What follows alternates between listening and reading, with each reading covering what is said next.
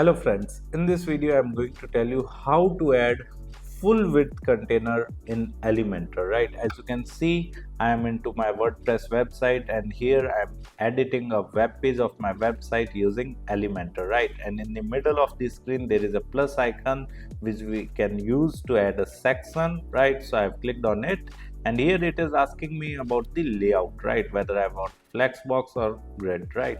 So here I'm going to select the grid and I'm going to select the first structure of grid, that is one row and two column, right? So I've selected this. Now if I just want to like create this particular section or grid as full width, then I can simply edit this container by you can see there is a edit container option just above this section, right? You need to click on this 6 dots and here you can simply change the content width from box to like full width, right? Or if I just want to add a container in this particular grid in the first column and first row position, right?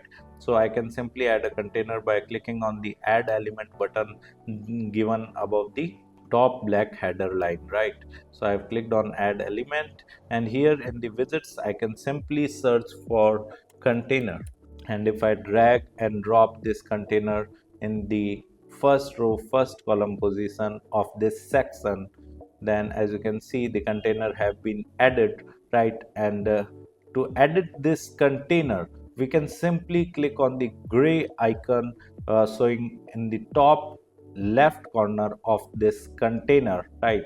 You need to click on this and here in the left side toolbar there are three settings: layout, style and advanced. And in the layout setting, in the container setting, you need to go to the content width, and here there are two options, whether a boxed or whether a full width.